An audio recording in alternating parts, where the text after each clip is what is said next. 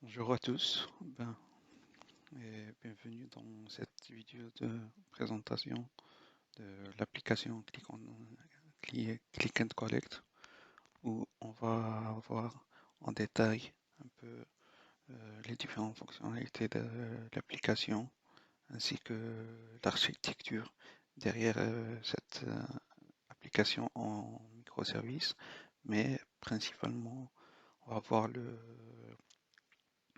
service catalogue et la gestion en- des différentes fonctionnalités du service par rapport à l'application, ainsi les différents outils intégrés à ce service.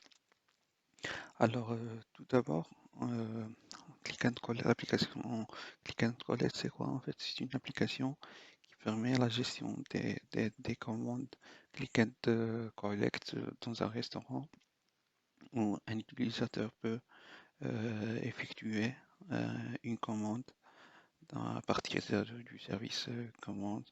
Et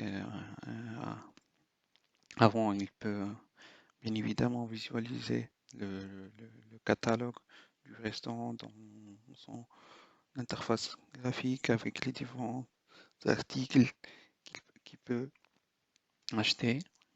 Une fois que l'utilisateur est décidé sur quel article il aimerait acheter, il va les mettre dans le panier. Ensuite, il pourra valider son panier. Une fois que ce panier est validé, effectuer la commande, effectuer le paiement. Ainsi, l'utilisateur va avoir aussi un service de fidélité par rapport à ses commandes passées précédemment. Mais de manière plus technique, en fait, l'application aujourd'hui, elle est en architecture, mais un microservice où elle est découpée sur 5 services principaux. Le service panier, catalogue, commande, paiement et fidélité. Euh, les 4 premiers paniers, catalogue, commande et paiement sont en Java Spring avec des bases de données derrière et la fidélité, elle est en .NET. Sachant que pour accéder à ces microservices, il faut bien évidemment passer par le Spring Cloud Gateway ici, qui va être notre seul point d'accès au service. Et justement, on va rediriger les requêtes des clients euh, au, au service, au microservice correspondant. Ainsi que les différents services aujourd'hui sont enregistrés sur un console justement pour permettre cette gestion d'accès aux différents services. Aussi, on a un bus d'événements entre les différents services pour éviter un échange direct entre les services et permettre seulement l'échange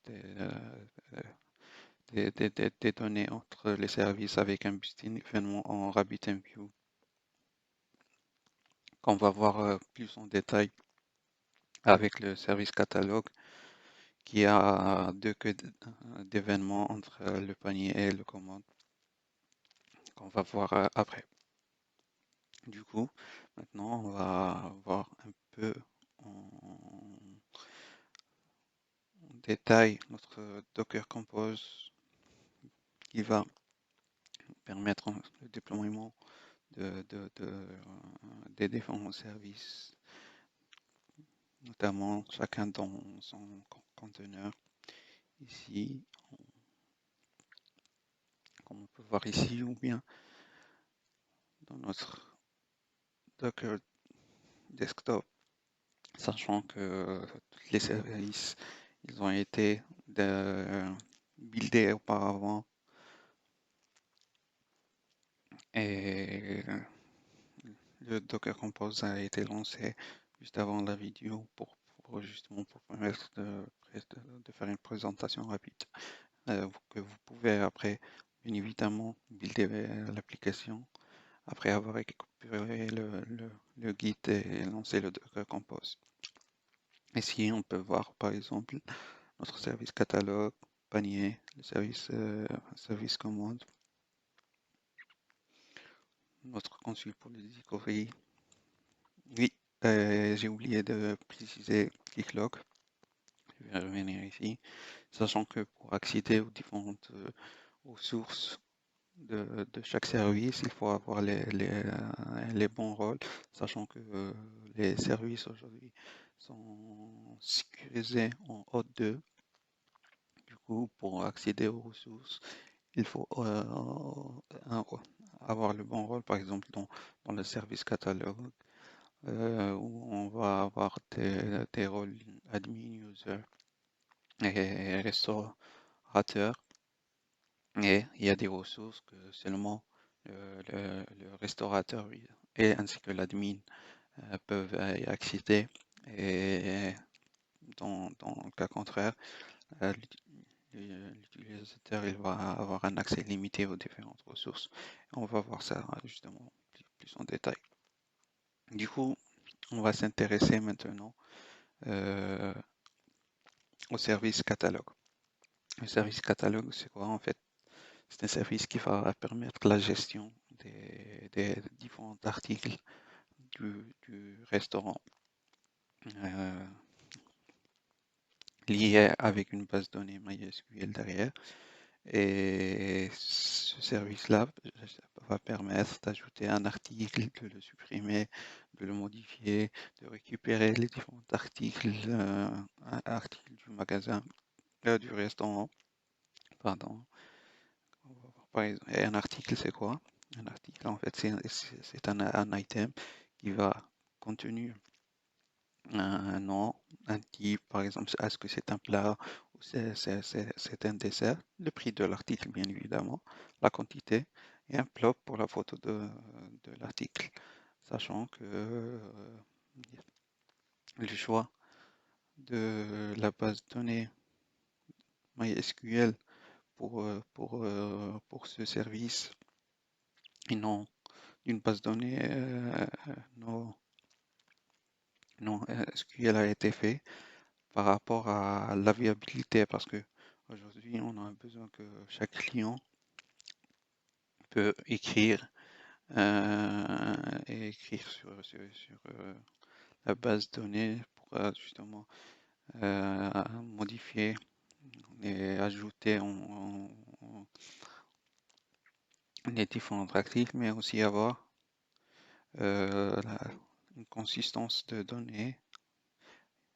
Si par exemple on n'a pas une consistance de données, il va être difficile à l'utilisateur, par exemple, de savoir la réelle quantité de l'article, et il peut ajouter un article au panier, alors que la quantité de l'article, elle est à 0. Et c'est pour cela qu'il y a eu le choix de la base de données MySQL qui vérifie une certaine viabilité, une certaine consistance. Du coup, on va revenir ici. Et dans cette base de données, justement, on n'aura qu'une seule table item pour article qui sera gérée dans notre microservice catalogue avec un CRUD repository de Spring. On aura 4 méthodes principaux. Le find all, bien sûr, pour récupérer tous les articles. Et find un article avec son ID. Aussi, récupérer les articles d'après une liste des ID. Et récupérer les articles où leur quantité est plus grande qu'un certain paramètre mis en entrée. Ici, principalement, c'est du 0. Maintenant, on va pouvoir tester notre microservice, notre service catalogue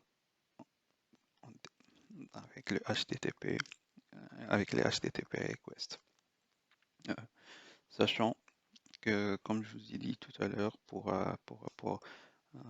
accéder aux différentes ressources du service aujourd'hui, on aura besoin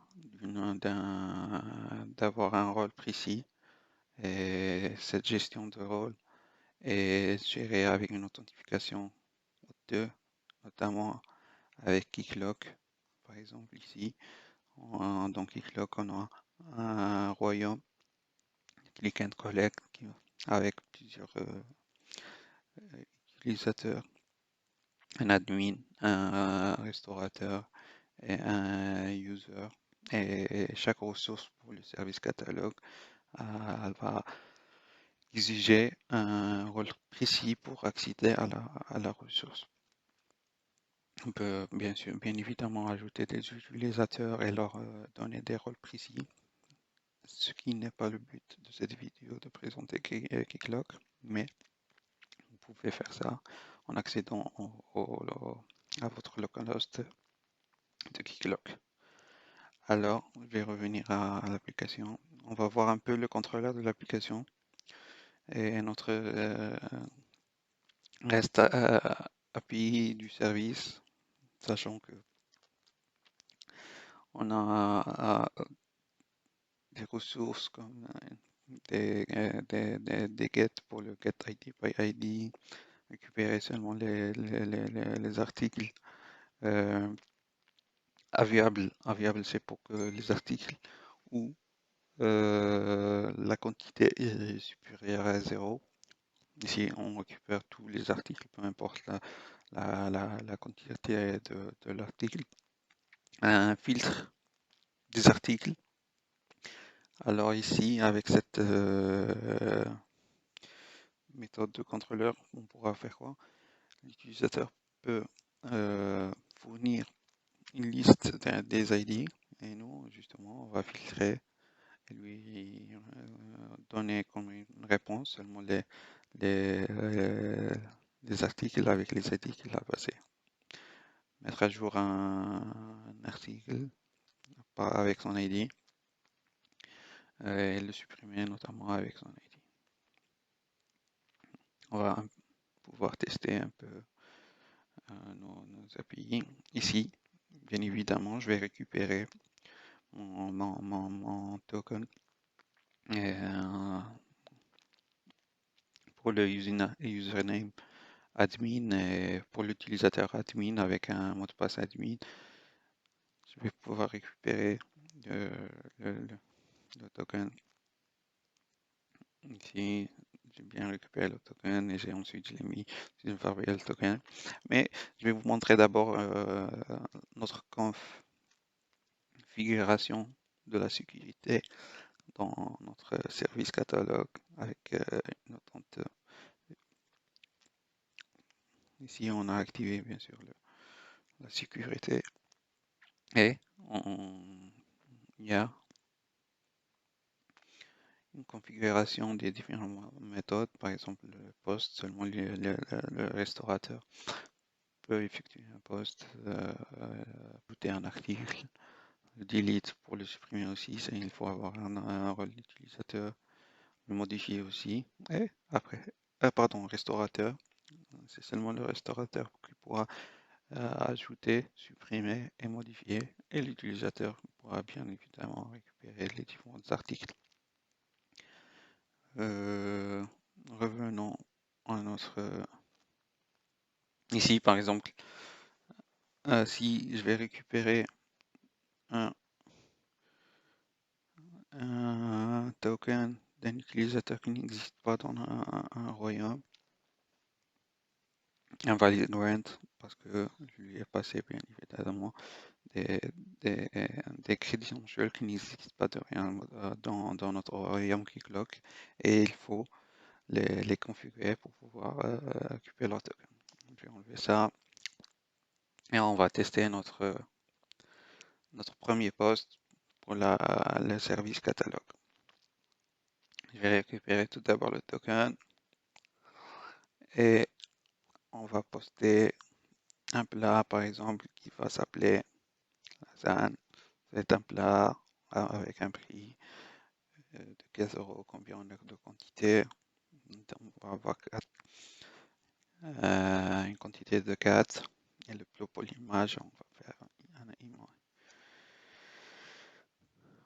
PNG. Du coup, on va poster. On aura une réponse created 201. Ici, on a posté notre article dans notre base de données. Sachant que quand l'application est lancée, on a ajouté des articles auparavant pour permettre les différents tests. Ici, ce qu'on peut déjà remarquer, c'est que notre appel à la ressource post pour le service catalogue, il passe par un port 8081 et le port 8081 est lié à notre gateway. On peut voir ici. Et c'est elle qui va rediriger l'appel par rapport justement à l'URL passée. Ici, le service catalogue est enregistré. Du coup, elle va savoir que cet appel, que ça correspond à notre service catalogue et elle pourra rediriger l'appel ici. On peut voir un peu en détail les logs du gateway. Mais aussi notre console, sachant que, comme je vous ai dit, les différents services sont enregistrés dans le registre. On va revenir à nos cas de tests dans le service catalogue. On va essayer maintenant de poster un article avec. Là, on va faire un post avec un utilisateur restaurateur, un restaurateur. Ici, on récupère le token du restaurateur et on peut voir que passons le token de restaurateur, l'article est ajouté. Mais c'est par exemple, on va enlever le token, bien évidemment, celui-là est forbidden. On ne pourra pas faire cela ni avec un role user. On modifie pour un role user, on récupère le token et on essaie de faire un post. Bien évidemment, on ne pourra pas, mais le role user pourra bien évidemment récupérer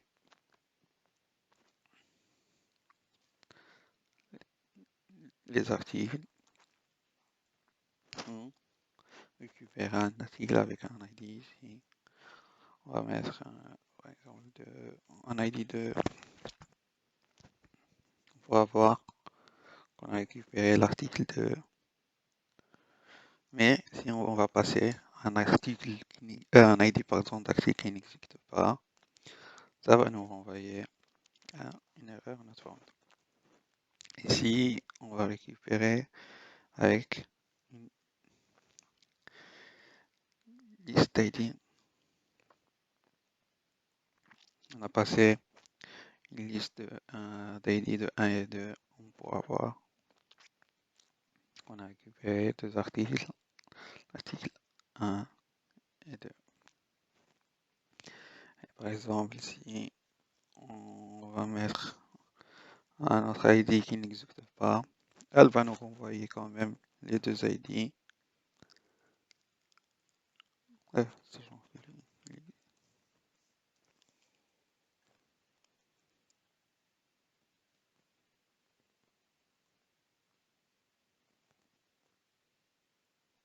Oui, avec un article qui n'existe pas, elle va nous renvoyer quand même les deux ID, mais pas celui, l'article de l'ID qui n'existe pas. Sachant que le set, si on a cet article, alors le set il existe. Ici, on va modifier par exemple un article avec son ID. On pourra voir que l'article 1, avec l'ID 1, c'est un article type 1. Ici, on va le modifier avec un nom, cookie, un type dessert et une image cookie.png. On va réduire un peu. Ouais, 110.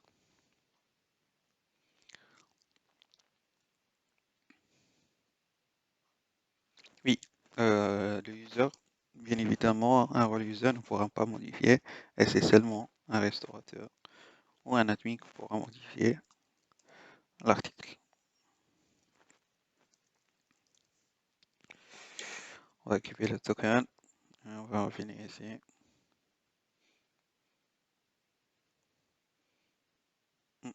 Oui, on a une réponse 204 content. Par exemple, ici on passe aussi les dit qui n'existe pas, une erreur, notre fond sera levé. Ici, pour vérifier que notre article a été modifié, on va le récupérer avec un get et on pourra voir que l'article a bien été modifié. Une autre chose, on pourra supprimer les articles.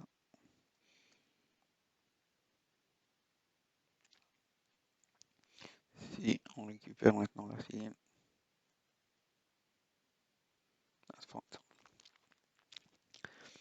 et comme je l'ai expliqué au départ, le service catalogue est lié avec le service panier et le service commande avec un bus d'événement rapide où lorsqu'un panier est amené à être validé, on va faire la réduction de l'article, la réduction de la quantité de l'article par rapport à justement à la quantité que l'utilisateur a mis dans le panier. Et c'est la même chose pour le service commande.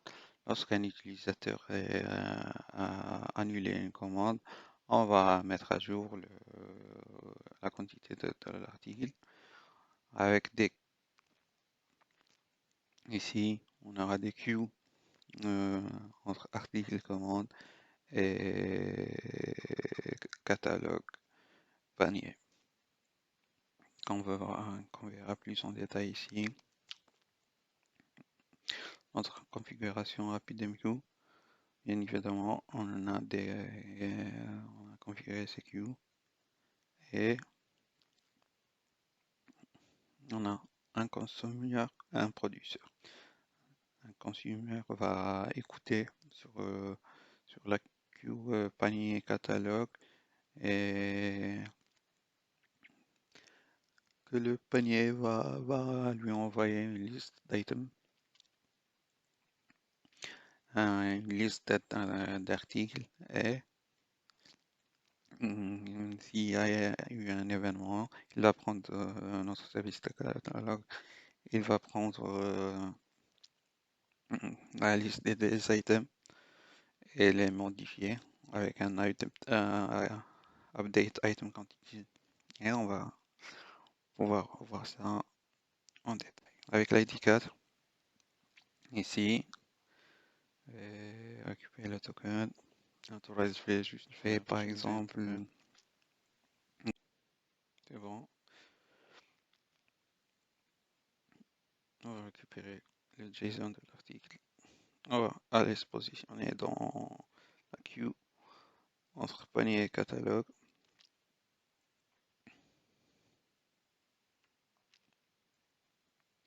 ça ici. On va publier le message ici dans les logs du service catalogue. On pourra voir que l'update a été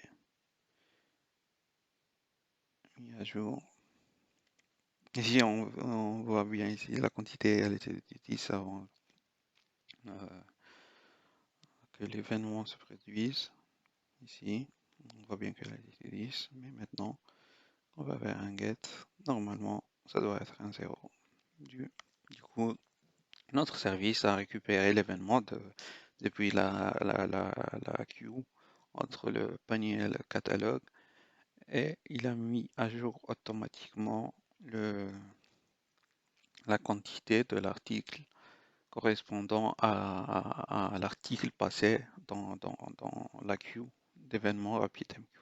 Et c'est la même chose aussi entre le commande, le service commande et notre service catalogue. Mais cette fois-là, c'est pour augmenter la quantité. Du coup, je vous remercie d'avoir regardé cette vidéo et je vous dis au revoir.